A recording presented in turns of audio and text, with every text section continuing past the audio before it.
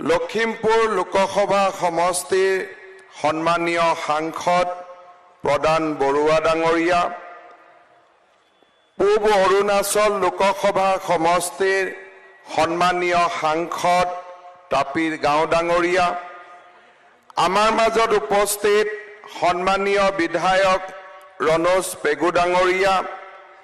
ভুৱন পেগু ডাঙৰীয়া, আমাৰ মাজত উপস্থিত সন্মানীয় বিধায়ক বলিন চেতিয়া ডাঙৰীয়া, পাছিঘাট ৱেষ্ট কনষ্টিটুৱেঞ্চিৰ সন্মানীয় বিধায়ক নিনং এৰিং ডাঙৰীয়া, আমাৰ অৰুণাচলৰ নাৰীকয়ু সমষ্টিৰ বিধায়ক কেন্টু ৰীনা ডাঙৰীয়া, আজিৰ আমাৰ এই সভাত উপস্থিত CC2R মুখ্য আহ্বায়ক আদিত্য খাখলাৰী ডাঙৰীয়া, সদৌ অসম ট্ৰাইবেল সংঘৰ সভাপতি মিলন সোণোৱাল ডাঙৰীয়া, আপচুৰ সভাপতি দীপেন বড়ো ডাঙৰীয়া, মিচিং মিমাং কেবাঙৰ সভাপতি সুনীল পেগু ডাঙৰীয়া, টাপাং মিচিং মিমে কাবাঙৰ সভাপতি উষাৰাণী কুম্বাং ডাঙৰীয়া, আদি বানে কেবাঙৰ আমাৰ মাজত উপস্থিত আদি মিচিং বানে কেবাঙৰ সাধাৰণ সম্পাদক উকম ইউচুং ডাঙৰীয়া, আমাৰ মাজত উপস্থিত মিচিং মিমাং কেবাঙৰ সাধাৰণ সম্পাদক বিজু কুমাৰ পেগু ডাঙৰীয়া, সদৌ অৰুণাচল ছাত্ৰ সন্থাৰ সভাপতি হাৱা বাঙাং ডাঙৰীয়া, মিচিং আগম কেবাঙৰ সাধাৰণ সম্পাদক ডিম্বেশ্বৰ দলে ডাঙৰীয়া, সদৌ অৰুণাচল ছাত্ৰ সন্থাৰ সাধাৰণ সম্পাদক তবম দাই ডাঙৰীয়া, আমাৰ মাজত উপস্থিত টাই আহোম ছাত্ৰ সন্থাৰ উপসভাপতি দুলাল বৰা ডাঙৰীয়া, ৰাভা ছাত্ৰ সন্থাৰ সভাপতি নিপেন খাণ্ডা ডাঙৰীয়া, সোণোৱাল কছাৰী ছাত্ৰ সন্থাৰ সভাপতি দেৱানন্দ চেলেং ডাঙৰীয়া, মৰাণ ছাত্ৰ সন্থাৰ সভাপতি নৱ মৰাণ ডাঙৰীয়া, গোৰ্খা ছাত্ৰ সন্থাৰ সভাপতি অৰ্জুন চেত্ৰী ডাঙৰীয়া, আমাৰ মাজত উপস্থিত গালো ছাত্ৰ সন্থাৰ সভাপতি দুপে হেণ্টু অৰি ডাঙৰীয়া, আদি ছাত্ৰ সন্থাৰ সভাপতি নাং গাঁও ডাঙৰীয়া, সদৌ অসম বঙালী যুৱ ছাত্ৰ পৰিষদৰ সাধাৰণ সম্পাদক বিজয় চন্দ্ৰ ডাঙৰীয়া, ডিমাচা ছাত্ৰ সন্থাৰ সভাপতি নবীন জহৰিছা ডাঙৰীয়া আৰু কাৰ্বি ছাত্ৰ সন্থাৰ সভাপতি চেমছন তেৰণ ডাঙৰীয়াকে আদি কৰি মঞ্চত উপবিষ্ট আমাৰ বিভিন্ন অনুষ্ঠানৰ প্ৰতিনিধিবৃন্দ আৰু এই অনুষ্ঠানত যোগ ল'বলৈ অহা বিভিন্ন ছাত্ৰ সন্থা পৰা ধৰণী গোহাঁই, ধীৰাজ গোৱালা, প্ৰাঞ্জল দেউৰী, সঞ্জীৱ হাজং, কেশৱ ঠেঙাল, বি ভাংলাংটাং, পিটাৰ লাইচিৰাম, লাম্বুকষ্টাৰ মাৰাং, ফলদিন মাৰাক, মেক্স ট্ৰিপছ চাংমা, জলটি মদাহী, দীপজ্যোতি শৰণীয়া, কৈলাশ গুপ্তা, হাফিজুল আহমেদ, টকো কেনা, টাবো মায়াঙকে আদি কৰি এই মঞ্চত উপবিষ্ট অসম আৰু অৰুণাচলৰ নেতৃবৃন্দ, আমাৰ TMPKৰ 50 বছৰীয়া জয়ন্তীত ভাগ ল'বলৈ অহা বিভিন্ন সমাজ, জাতি, ধৰ্ম, বৰ্ণ, সম্প্ৰদায়ৰ ৰাইজ, আইসকল আৰু যুৱক যুৱতী বন্ধু বান্ধৱীসকল, 1971 চনত এই খেলপথাৰতে জোনাই উচ্চতৰ মাধ্যমিক বিদ্যালয়তে TMPKৰ জন্ম হৈছিল। আজি জন্মৰ প্ৰায় 50 বছৰ পূৰ্ণ হোৱাৰ মুহূৰ্তত TMPK সোণালী জয়ন্তী বৰ্ষৰ আৰম্ভণিত জোনাইত এই মহামিলন ক্ষেত্ৰত আমি পুনৰ এবাৰ সমবেত হৈছো মই অত্যন্ত সুখী যে এই অনুষ্ঠানত যোগ দিবলৈ বিভিন্ন অঞ্চলৰ পৰা প্ৰায় ৬,০০০ মটৰচাইকেলেৰে আমাৰ যুৱকসকল ইয়াত আহি সমবেত হৈছে তেখেতসকলকো মই অভিনন্দন জনাইছো আজি আমি যি মুহূৰ্তত আজি ইয়াত সোণালী জয়ন্তী উৎসৱ পালন কৰিছো সেই মুহূৰ্তত আমাৰে মাজৰ লাইকা আৰু দধিয়াৰ গাঁৱৰ লোকসকলে বিনিদ্ৰ ৰজনীত নিশা কটাইছে তেওঁলোকৰ দুখ আৰু দুৰ্দশাৰ বাতৰিয়ে আমাৰ প্ৰতিজনৰে হৃদয়ক স্পৰ্শ কৰিছে আজি এই আনন্দৰ মুহূৰ্তত আমি পুনৰ এবাৰ লাইকা দধিয়াত সংগ্ৰাম কৰি থকা ব্যক্তিসকলৰ ওচৰত ৰাইজৰ ওচৰত মূৰ দুৱাইছো আৰু তেখেতসকলক আমি এই পবিত্ৰ মঞ্চৰ পৰাই প্ৰতিশ্ৰুতি দিছো যে আমি যিমান সোনকালে পাৰো লাইকা দধিয়া ৰাইজৰ সমস্যা আমি সমাধান কৰিম সেই প্ৰতিশ্ৰুতি আমি ৰাইজৰ মাজত সম্পূৰ্ণ আশাৰে সৈতে আৰু স্পষ্টভাৱে আমি ৰাইজৰ সন্মুখত দিছো আৰু আমি আমাৰ দায়িত্ব পালন কৰিম সেই প্ৰতিশ্ৰুতিও মই ৰাইজৰ আগত দাঙি ধৰিছো শ্ৰদ্ধাৰ ৰাইজ টিএমপিকেৰ এই 50 বছৰীয়া ইতিহাস সংগ্ৰামেৰে পৰিপূৰ্ণ আৰু সংগ্ৰামৰ লগে লগে প্ৰাপ্তিৰ আনন্দৰেও পৰিপূৰ্ণ এই 50 বছৰৰ দীঘলীয়া পৰিক্ৰমাত মিচিং সমাজখনৰ জীৱনলৈ বহুতো পৰিৱৰ্তন আহিলে আধুনিকতা পৰম্পৰাগত আমাৰ আচাৰ ব্যৱহাৰ কলা কৃষ্টিক সংৰক্ষণ কৰি আমি আধুনিক সমাজৰ মাজত আমি নিজৰ পৰিক্ৰমা অব্যাহত ৰাখিছো যতে আমি অনুভৱ কৰিছো যে আমাৰ প্ৰতি অন্যায় কৰা হৈছে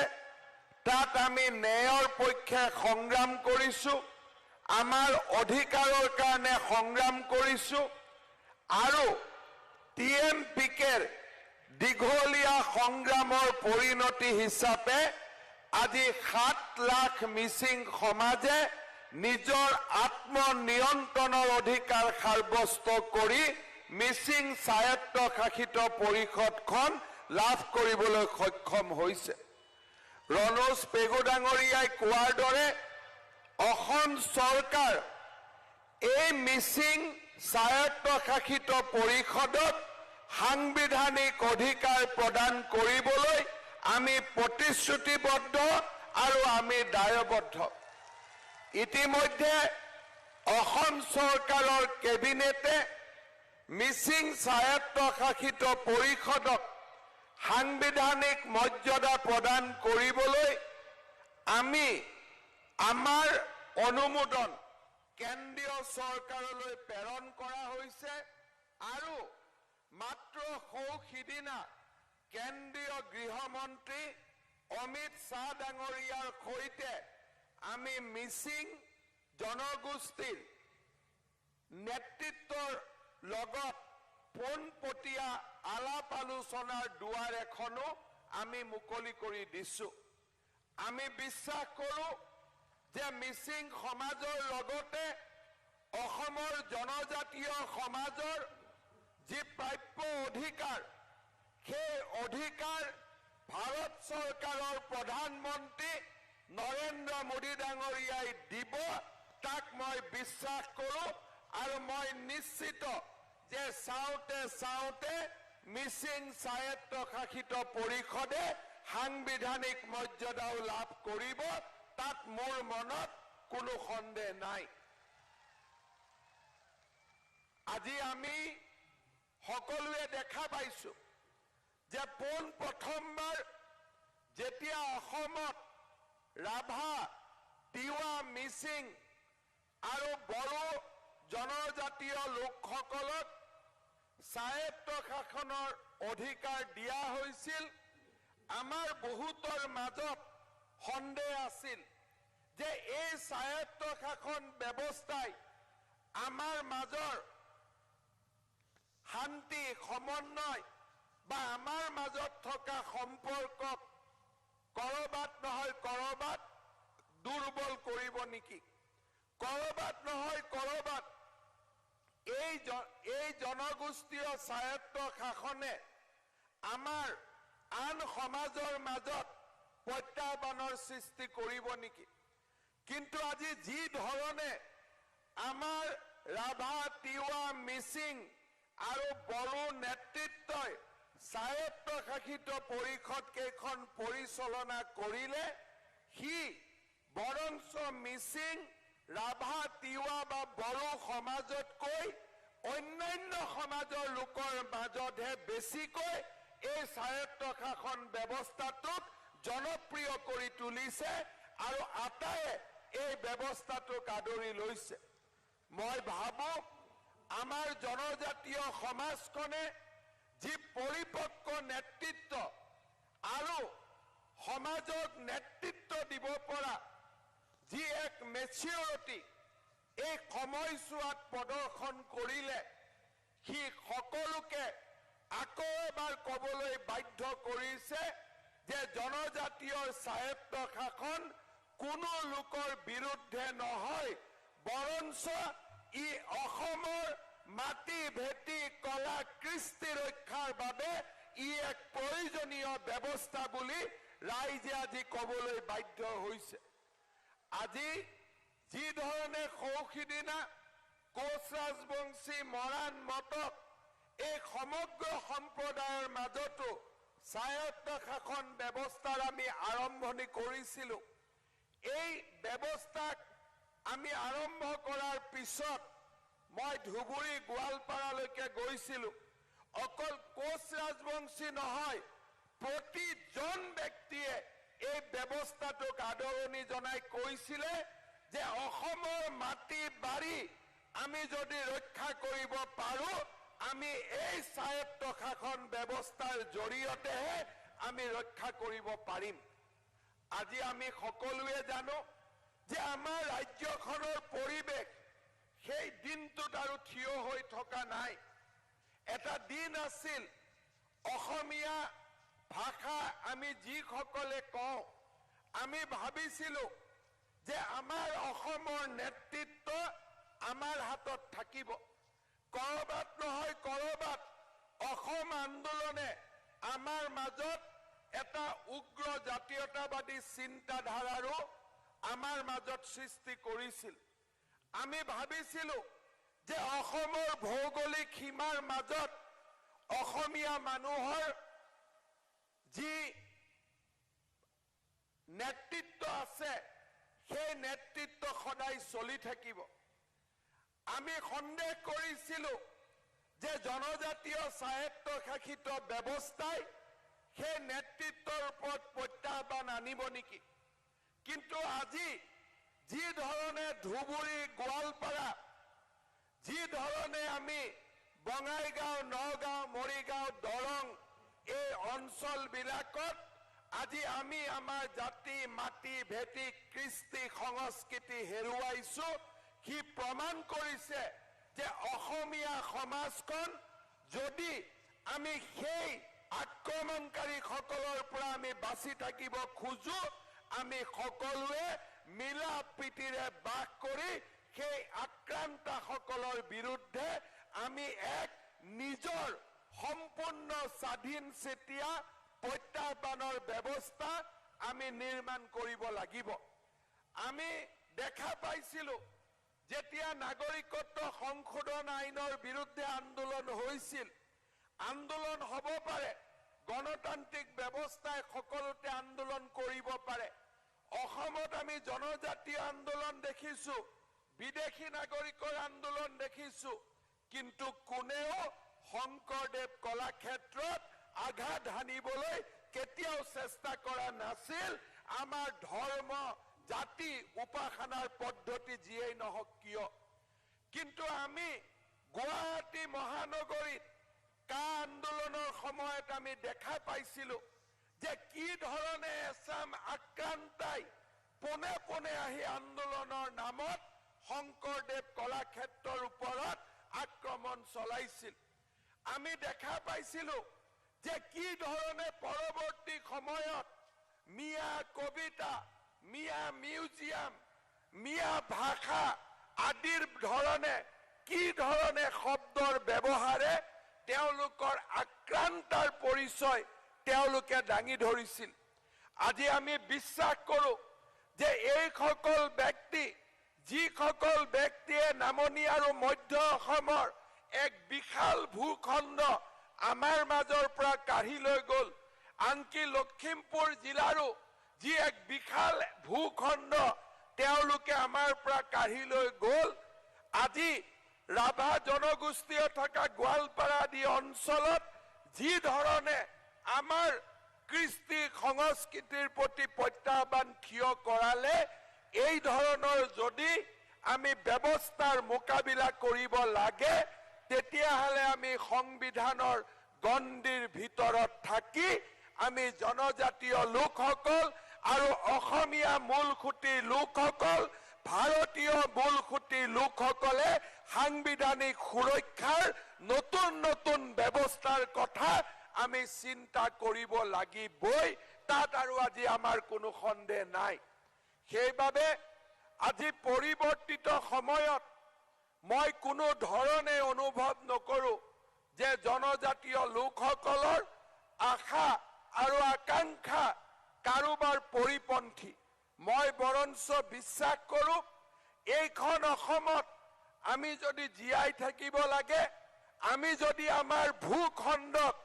আক্ৰমণকাৰীসকলৰ পৰা বচাই ৰাখিব লাগে, আমি ইজনে সিজনৰ দুখ আৰু বেদনা আমি বুজিব লাগিব, ইজনে সিজনৰ মাজত পাৰস্পৰিক সম্পৰ্ক আমি বৃদ্ধি কৰিব লাগিব আৰু জনজাতীয় অজনজাতীয় লোকসকলে একেলগে লগ হৈ এখন নতুন পৰিৱৰ্তিত অসমৰ ভেটি নিৰ্মাণ কৰিব লাগিব। সেই দৃষ্টিকোণেৰে মই বিশ্বাস কৰো যে বহু বেছি দিনলৈ আমি অপেক্ষা কৰিবলগীয়া নহয়। খুব কম সময়ৰ ভিতৰতে অসমৰ আমি প্ৰতিখন স্বায়ত্তশাসিত পৰিষদলৈ সাংবিধানিক মৰ্যাদা আমি কঢ়িয়াই লৈ আহিব পাৰিম। তাক মই অন্তৰেৰে সৈতে মই বিশ্বাস কৰো। শ্ৰদ্ধাৰ ৰাইজ, আজি এটা পবিত্ৰ দিন, এটা অনুষ্ঠানে 50 বছৰ অতিক্ৰম কৰা এটা ইতিহাসৰ মাইলৰ খুঁটা। মই আগতে কৈছো, মিচিং স্বায়ত্তশাসিত পৰিষদৰ এই ৰাজনৈতিক ব্যৱস্থাটোক পাবলৈ যাওঁতে অজস্ৰজন মিচিং ডেকা লৰাই TMPKৰ নেতৃত্বত নিজৰ জীৱনৰ সৰ্বোচ্চ ত্যাগ কৰিছিলে। আমি বিভিন্ন সময়ত বিভিন্ন ধৰণৰ আত্মত্যাগ কৰিবলগীয়া হৈছিল। আজিৰ এই পবিত্ৰ মুহূৰ্তত যিসকলে TMPKৰ নেতৃত্বত এক গণ আন্দোলনৰ কৰিবলৈ যাওঁতে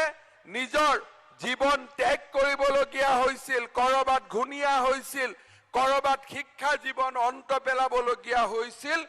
আটাইকে আমি আকৌ এবাৰ কৃতজ্ঞতাৰে সৈতে সোঁৱৰিছো। শ্ৰদ্ধাৰ ৰাইজ, ৰণোজ পেগু ডাঙৰীয়াই আপোনালোকক 3টা কৰ্মসূচী দি থৈ গৈছে। মই তাৰ লগত কেইটামান কথা সংযোজন কৰিব খুজিছো। ৰাজনীতি যিমানেই মই ওচৰৰ পৰা দেখিবলৈ সুযোগ পাইছো, সমাজখনক যেতিয়াই মই ওচৰৰ পৰা দেখিবলৈ সুযোগ পাইছো, মই এটা কথাত প্ৰতীয়মান হৈছো যে শিক্ষা আৰু সংস্কৃতি, বিশেষকৈ যিখন সমাজৰ মাজত জ্ঞান আৰু প্ৰজ্ঞাৰ নৱজাগৰণ সৃষ্টি নহয়, সেই সমাজখনে বহু দিন ধৰি নিজক জীয়াই ৰাখিব নোৱাৰে। আজি যদি আমি বিশ্বৰ বুকুত চাওঁ, সংখ্যা যিমানেই নহওক কিয়, যিখন সমাজত জ্ঞান আৰু প্ৰজ্ঞাৰ নৱজাগৰণ হৈছিল, সেইখন সমাজে বিশ্বৰ বুকুত এক নিজস্ব চিন্তাৰে জীয়াই থাকিব পাৰিছে, নিজৰ কৃষ্টি সংস্কৃতিক জীয়াই ৰাখিব পাৰিছে। এটা সময়ত আমি আন্দোলন কৰিছিলো স্বায়ত্তশাসিত পৰিষদৰ বাবে, কিন্তু আজি আমাৰ নেতৃত্বৰ সিদ্ধান্ত হৈছে যে আমি ৰাজনৈতিক পথাৰখনত গৈ, বিধানসভাৰ মজিয়াত গৈ সংসদীয় গণতন্ত্ৰৰ মাজেৰে আমি আমাৰ ৰাজনৈতিক সমস্যাবোৰ সমাধান কৰিম। যেতিয়া এখন ৰেছপন্সিভ গভৰ্ণমেণ্ট থাকে, য'ত মানুহৰ কথা নেতৃত্বই শুনে, তাত আমি ৰাজপথত নমাৰ প্ৰয়োজনীয়তা নাথাকে। সংসদত বিধানসভাৰ মজিয়াত আমাৰ যিসকল নেতা প্ৰতিনিধিত্ব কৰিবলৈ সুযোগ পায়, তেওঁলোকে বহুখিনি ব্যৱস্থা আন্দোলন নকৰাকৈয়ে ৰাইজৰ মাজলৈ লৈ আহিব পাৰে। আমাৰ অসমত এসময়ত কথা আছিল যে অসমীয়াই প্ৰতিটো কথা আন্দোলনৰ জৰিয়তে পাইছে, কিন্তু আজি আমি এখন নব্য অসম দেখা পাইছো, য'ত প্ৰগতিৰ ধুমুহা আহিছে, বিকাশৰ এক নতুন পৰিক্ৰমা আমি দেখা পাইছো। কোনেও কতো আন্দোলন কৰিবলগীয়া হোৱা নাই। লখিমপুৰত আমি মেডিকেল কলেজ পাইছো, ধুবুৰীত আমি মেডিকেল কলেজ পাইছো, গুৱাহাটী উত্তৰ গুৱাহাটীৰ মাজত নতুন দলং পাইছো, 14খনকৈ মেডিকেল কলেজ পাইছো, 6-7খনকৈ বিশ্ববিদ্যালয় পাইছো। মাজুলী যোৰহাটৰ মাজত দলঙৰ কামত আমি ক্ষিপ্ৰ গতিত আগুৱাইছো, কোনেও আন্দোলন কৰিবলগীয়া হোৱা নাই, কাৰণ আমাৰ বিধায়ক আৰু সংসদসকলৰ ভূমিকাই ৰাইজৰ মনৰ যি দাবী, সেই দাবীক পূৰণ কৰিছে। যদি সংসদৰ মজিয়াত, বিধানসভাৰ মজিয়াত আমাৰ সমস্যাবিলাক যদি সমাধান হয়, তেতিয়াহ'লে আমাৰ ছাত্ৰ সন্থাৰ দায়িত্ব কি, সাহিত্য সভাৰ দায়িত্ব কি, আমাৰ মহিলা সংগঠনৰ দায়িত্ব কি? মই ভাবো যে আটাইতকৈ যদি আজি আমাৰ দায়িত্ব আহি পৰিছে, আটাইতকৈ ডাঙৰ দায়িত্ব বৰ্তমান আহি পৰিছে। এটা জাতিক আবেগৰ জৰিয়তে আন্দোলন কৰোৱাটো যথেষ্ট সহজ, অসম আন্দোলনৰ সময়ত আমি দেখা পাইছো, কিন্তু সেই জাতিৰ মাজত ডক্টৰ, ইঞ্জিনিয়াৰ, বৈজ্ঞানিক, IT প্ৰফেশ্যনেলছ এইবিলাক নিৰ্মাণ কৰা অত্যন্ত কঠিন। মই ভাবো যেতিয়া মিচিং সমাজৰ ৰাজনৈতিক নেতৃত্বই ৰাজনৈতিক সমস্যাসমূহ সমাধানৰ বাবে দায়িত্ব গ্ৰহণ কৰিছে, কেন্দ্ৰীয় চৰকাৰ আৰু ৰাজ্য চৰকাৰে আপোনালোকৰ মনৰ কথাবোৰ শুনিবলৈ আৰম্ভ কৰিছে। মই TMPকে আহ্বান জনাম যে এতিয়া সময় হৈছে মিচিং সমাজৰ মাজত এক নতুন শৈক্ষিক আন্দোলনৰ নেতৃত্ব লোৱা। আমি মিচিং সমাজৰ নৱ প্ৰজন্মক জ্ঞান আৰু প্ৰজ্ঞাৰ অলংকাৰেৰে আমি তেওঁলোকক বিভূষিত কৰিব লাগিব। এই জোনাই আমাৰ মাজুলী, ঢকুৱাখানা আৰু শদিয়াৰ অমৰপুৰৰ দৰে গাঁৱৰ মাজৰ পৰাও আমি জ্ঞান আৰু প্ৰজ্ঞাৰে বিভূষিত এচাম নতুন মিচিং ডেকা ল'ৰা ছোৱালীক আমি নিৰ্মাণ কৰিব লাগিব। মই আজিৰ সমাজত ৰণোজ পেগু ডাঙৰীয়াই যি ধৰণে গ্ৰাম্য অৰ্থনীতিৰ কথা কৈছে, তেখেতে যি ধৰণে গৰাখহনীয়াৰ সমস্যাৰ কথা কৈছে, মই সমান্তৰালভাৱে TMPকে আহ্বান জনাম যে এতিয়া সময় মিচিং সমাজৰ মাজত এক নতুন শৈক্ষিক আন্দোলনৰ নেতৃত্ব লোৱাৰ সময় TMPকে ওচৰত আজি সমাজে ন্যস্ত কৰিছে। বিগত 50 বছৰ যদি আমাৰ নৱজাগৰণৰ বৰ্ষ আছিল, বিগত 50 বছৰ যদি আমাৰ ৰাজনৈতিক অধিকাৰ সাব্যস্তৰ সংগ্ৰাম আছিল অনাগত 50টা বছৰ মানৱ সম্পদ নিৰ্মাণৰ এক নতুন সংগ্ৰামত টিএমপিকে নেতৃত্ব লওক তাৰ বাবে মই তেওঁলোকক আজিৰ মুকলি সভাৰ জৰিয়তে আহ্বান জনাম আজি মই আপোনালোকক মোক বক্তব্যৰ আৰম্ভণিতে কৈছো যে যেতিয়া চৰকাৰে মানুহৰ মনৰ কথা শুনে যেতিয়া চৰকাৰে ভাষা জাতি কলা কৃষ্টি সংস্কৃতি ৰক্ষাৰ কথা চিন্তা কৰে তেতিয়া তাতকৈ আৰু ভাল কথা কেতিয়াও হ'ব নোৱাৰে মই বিশ্বাস কৰো যে আমাৰ জনজাতীয় সমাজখনৰ যি বাৰে ৰহনীয়া ভাষা আমাৰ যি সংস্কৃতি সেই বাৰে ৰহনীয়া ভাষা আৰু সংস্কৃতি আমাৰ ভাৰতৰ অপূৰ্ব সংস্কৃতিৰ এক মহত্তম উপাদান আমি ভাৰতীয় জনতা পাৰ্টিৰ মঞ্চৰ পৰা আৰু আজি আমাৰ আদৰ্শগত সংগ্ৰামখনৰ এই দীঘলীয়া পৰিক্ৰমাত আমি এই কথাই পোষকতা কৰি আহিছিলো যে ভাৰতৰ কোনো ভাষা যদি কৰবাত মৃতপাই হৈ যায় তেতিয়াহলে আমাৰ জাতিৰ ডিঙিৰ পৰা এপদ অলংকাৰ আঁতৰাই দিয়াৰ সমান এনে এক আমাৰ দুৰ্ভাগ্যজনক ঘটনা কিন্তু আমাৰ পূৰ্বৱৰ্তী কালত যি শিক্ষা নীতি আৰম্ভ হৈছিল সেই শিক্ষা নীতিয়ে জনজাতীয় ভাষা সংস্কৃতি ৰক্ষাৰ কথা চিন্তা কৰা নাছিল আজি প্ৰধানমন্ত্ৰী নৰেন্দ্ৰ মোদী ডাঙৰীয়াৰ নেতৃত্বত আমাৰ দেশত নতুন শিক্ষা নীতিৰ ৰূপায়ণৰ কাম আৰম্ভ হ'ল এই নতুন শিক্ষা নীতিৰ আটাইতকৈ উজ্জ্বলতম দিশটো হৈছে যে পঞ্চমমান শ্ৰেণী পৰ্যন্ত এজন ল'ৰা ছোৱালীয়ে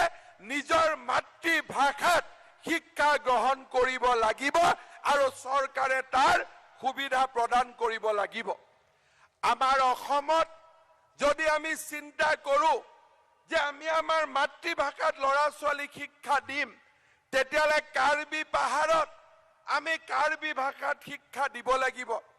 ডিমাচা পাহাৰত আমি ডিমাচা ভাষাত শিক্ষা দিব লাগিব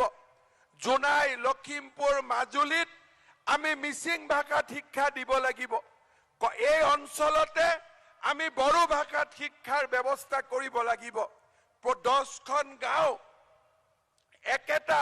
পঞ্চায়তৰ ভিতৰত আছে কিন্তু 10খন গাঁৱৰ 20খন স্কুলত